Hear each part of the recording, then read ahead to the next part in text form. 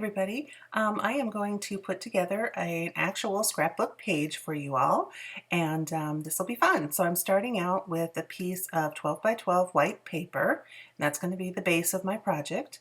And then I'm going to add this pretty pattern paper, and this one's cut by 8 by 10.5. And I am going to, just to help it pop a bit, I am going to edge the pieces of this paper with the Hero Arts Shadow Ink in Bubblegum. It's a mid-tone ink, and I've got my little Ranger blending tool here, ink blending tool, and I'll speed up through all of this because you don't need to see it. It'll be boring. This paper, by the way, is an Echo Park paper. The pattern's called Summer Floral, and it's from their Summer Bliss collection. So I got this at my local Joann's craft store probably a year or more ago, but I got a couple sheets because I love it, and I've used it various places, but it just was going to be perfect for this project. Okay, so ink blending is done, and I'm just going to, of course, use my Tombow Mono Aqua Glue, which I prefer. It's very easy to use, and it doesn't warp the paper. I mentioned that in a different video, so that's really nice. So I'm just going to go around the edge, and I want to leave, I'm moving kind of slow because I want it to be a slightly thicker line. So I'm just squeezing evenly, laying down that good bead of glue all around the edges. The back side of this paper is cute too. I hate it when I have to choose between patterns, but I definitely wanted the floral for my project. And I'm just going to add a little extra here.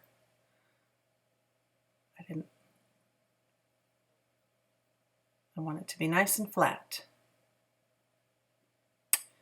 All right, so now I'm going to lay this down, and I was aiming for, you know, the center of the page the best I could just by eyeballing it.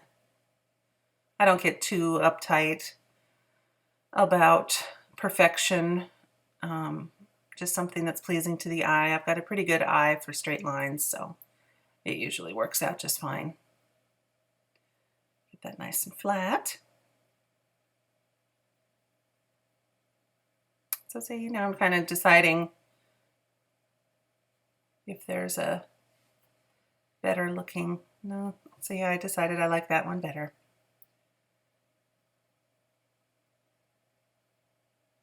I'm going to bring it down a bit here so that you guys can see the next step, which is adding some border strips. So this border strip here I cut out with my Silhouette Cameo, and I had a nice red cardstock. I'm not 100% certain. I believe this is a Simon Says stamp cardstock, probably lipstick red. Simon has really, really nice quality papers. It's a good heavyweight cardstock that they have. I just set my Silhouette for using 100-pound paper so that I get a really clean cut on that thick paper. So I've laid down a bead of glue, and I'm just going to run this evenly across the top. So that's an 8-inch by about a 3/4 inch wide border strip there. So evenly across the top, and then I'm just going to repeat the same border on the bottom. So I just cut 2 pieces, and that cut file was just one of the free files that's provided when you buy your Silhouette machine and create your first free account on their website. They give you 100 cut files of lots of basic shapes and patterns and words. So that was just a border that was in there, which was great. And I just manipulated it so that it was as long as I needed it to be.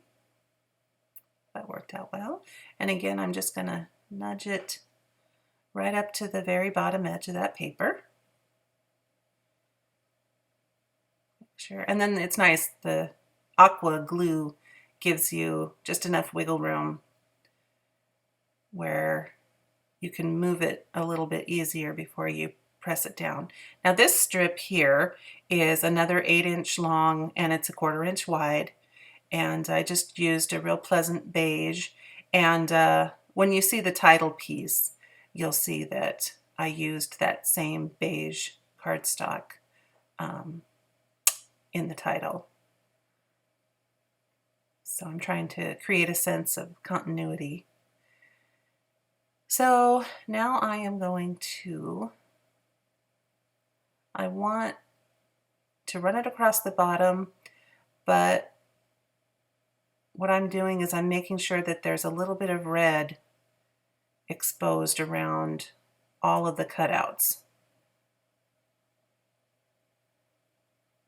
And then just snugging that down. And again, I'm going to turn the sheet upside down now so that you can watch me put the second border strip down. It's funny, I'm one of those people who, no matter how hard I try, I just have to make things even, you know, very symmetrical. So if there's a border on the top, I just feel the strong need to have a border on the bottom. So, and you know, I mean, scrapbooking is a personal thing to do. So of course, whatever the designer decides looks best is what you're going to see. So, all right, just cleaning up a little bit, glue around the edge. All right, so I'll flip it back, right side up. And there you go. Very cute. And now I've got this nice cream ivory, I'm going to call it. And this one was cut by, oh dear, I think it must have been cut at 5 1/4 by 7 1/4 because I have a 5 by 7 photo. Now that was the frayed burlap distress ink, and I'm just again going to go around and edge this cream paper. This just really gives it a nice crisp looking edge, and then also it's going to stand out a little bit more against the other papers. So that is the first part of my photo mat.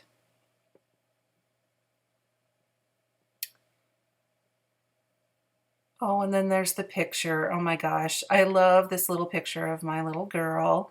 She was about just almost 3 years old in that picture.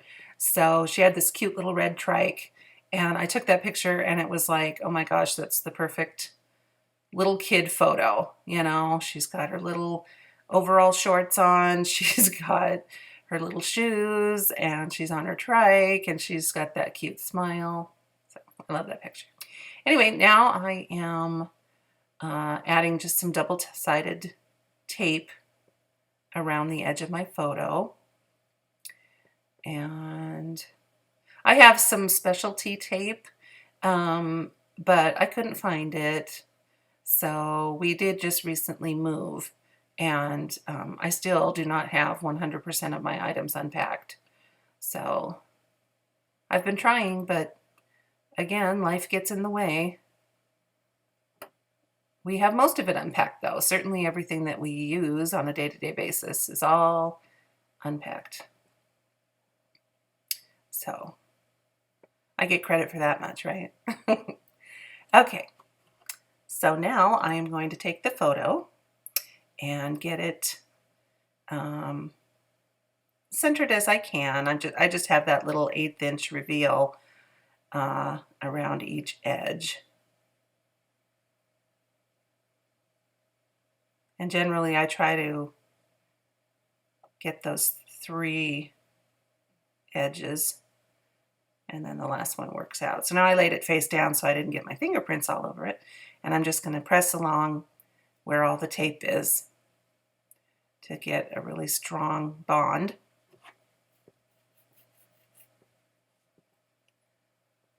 All right, and there it is. Now I apologize for the reflections picking up. I'll take care of that in a minute. Now here's my other border piece. I'm going to put my hand over that glare. This piece is cut. Oh gracious, I was supposed to write down all these numbers ahead of time, but I didn't. So anyway, this one has about, oh, I don't know, it's a good, 3/8 inch reveal around 3 sides, and then the 4th side here is sticking out from the edge. So that red piece is just kind of an accent border. So now I am going to add some glue, and because this ivory piece overhangs the red, you can see I'm not going all the way to that left edge of the mat. So I'm just going to focus my glue on 3 sides. So I've done the top, if you will, the right side. Now I'm running across the bottom. Again, not all the way to the left. Here's a little extra.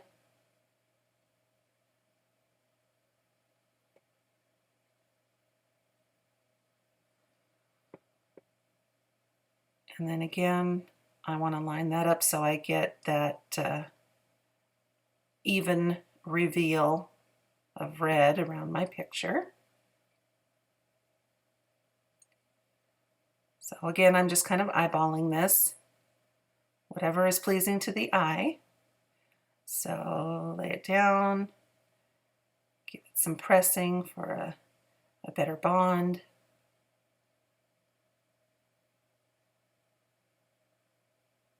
And then this is when I bring in just a little piece of scrap paper to cut down on the glare, because it's very hard with the angle I'm sitting at. It's hard to see how often or where it's glaring. So now this whole panel is going to fit off to the right side, and I don't want to get it too close, and then I'm going to leave a wider edge at the top than there is at the bottom. You'll see that better later. And then again, I'm going to put some glue down, but I want to leave the edge where the red and ivory meet. I want to leave that, I'm not going to put glue on the back side of the ivory, I guess is the best way to say it, because I want that edge free, because something is going to get tucked in. And you'll see that in the video when it comes to that time. So now I can go ahead and just get some glue all over that red. If I don't thoroughly glue the back of something, I don't like it. It just kind of feels like it's going to move on the page or something, because I don't know. I like my pages to be not stiff when they're finished, but I don't want them flopping around either. So I like to be thorough with my gluing. So again, I'm edging that in. It's just a little bit closer to the bottom of the page than it is the top. And I want it overhanging the flower, but not too much.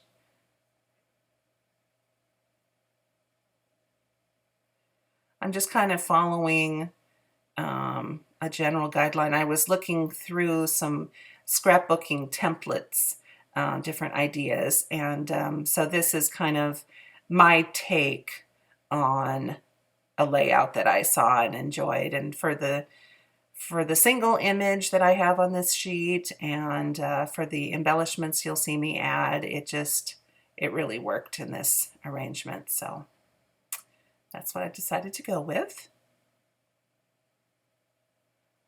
So here is the title. Isn't this sweet? This is a Miss Kate's Cuttables Riding My Bike cut file. And there's that beige that I added to the border. And of course the same red. And these are just some foam strips that I had cut down. That's about 1 inch wide. And it has adhesive. There's an adhesive side on the back. And I just buy the craft foam sheets with an adhesive back from the craft store. And then I can just cut my strips as wide or narrow, excuse me, as wide or narrow as I want. And then you just peel away the adhesive layer or protection strip and lay it on your project. And I like it because it's not too thick. Sometimes some of those little foam squares that you buy are pretty thick and they're very squeezy, you know, you get a lot of play. And again, I like stability. So this foam, it is soft, but it's also has a nice firmness to it that I like. And it's not too thick.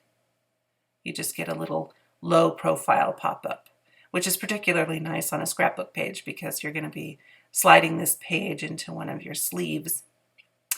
So here I am taking off more of the protective layer, laying this down across the back of my title. And it does stretch, so you don't want to tug too aggressively on it because it'll stretch and potentially pull at your paper. So you don't want that. So now I'm just going to add an extra little bump at the bottom and then at the top. I like adding plenty of foam because I don't want my title to cave in or anything like that. That always looks bad in my opinion. Because you know how it is, you're going to fill up your scrapbook with all kinds of stuff and eventually things might be pressing on your title.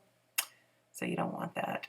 So now I'm just going to kind of figure out where it is on the page that I really want this. I'll pull the page down in just a second so that you can kind of see everything. Here we go.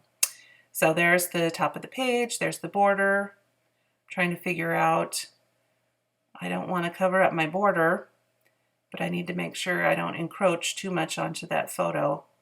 So I'm going to take a peek here and make sure that that little sun doesn't start pushing into my daughter's picture. So that looks pretty good to me. And again, I'm just going to add my glue all over the back of the foam so I get a really nice bond. And the foam doesn't, you know, like suck up your glue or something so that you have to use extra, you know, it stays on the surface and you still get a nice bond there. All right, so I'm gonna get that down roughly where I decided I wanted it.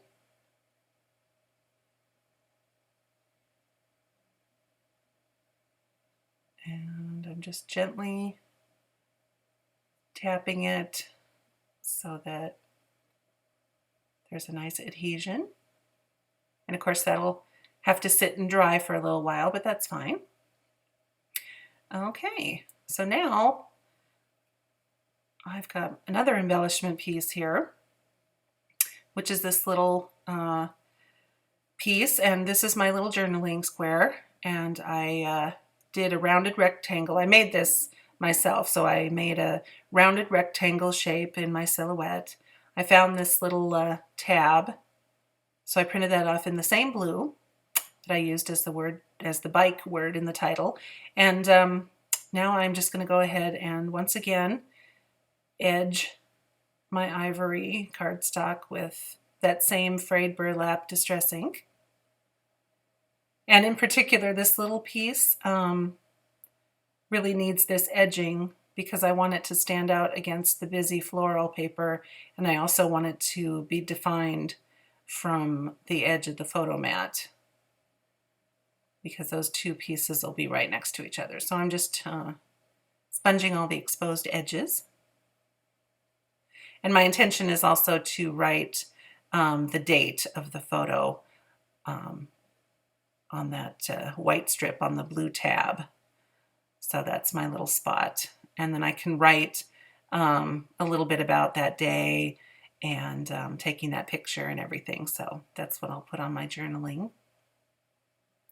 So I'm just deciding how much I want to tuck in and how much I want to leave out. And so you can see now, because both the photo frame and the journaling card have been sponged, you can see the definition between the two pieces.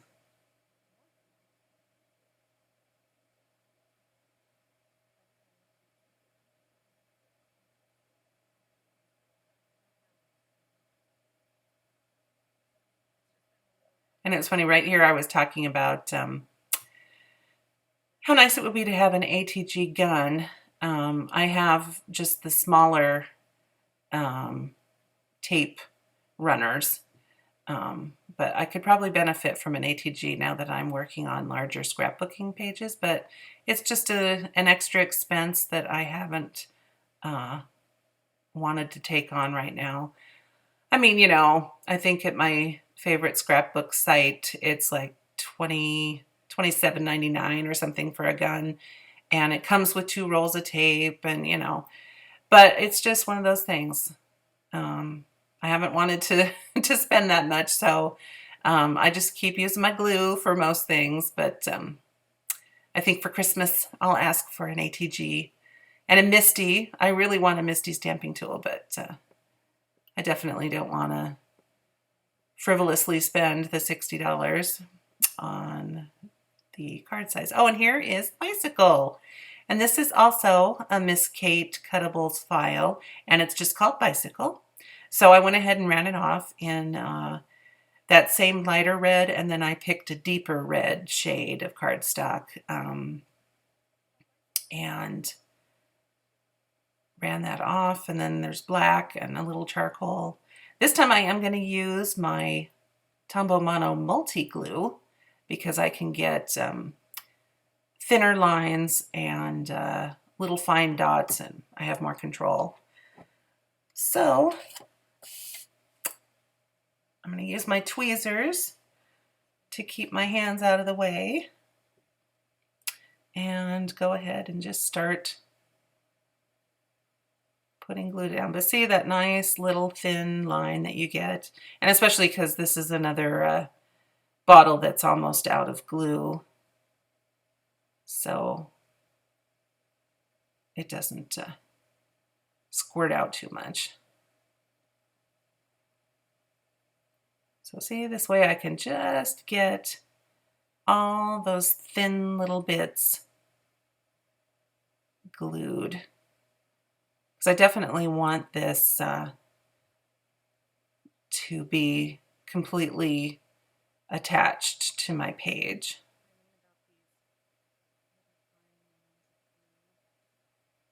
So here we go.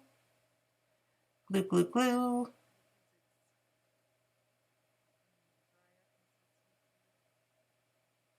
And since this stuff is so sticky,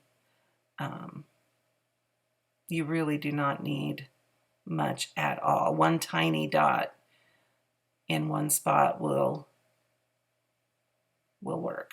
So this time I'm trying to decide, I don't want it too close to the bottom of the paper or the left edge, but I also don't want to lose much from my journaling piece. So that looks pretty good. I'll go ahead and just press it down.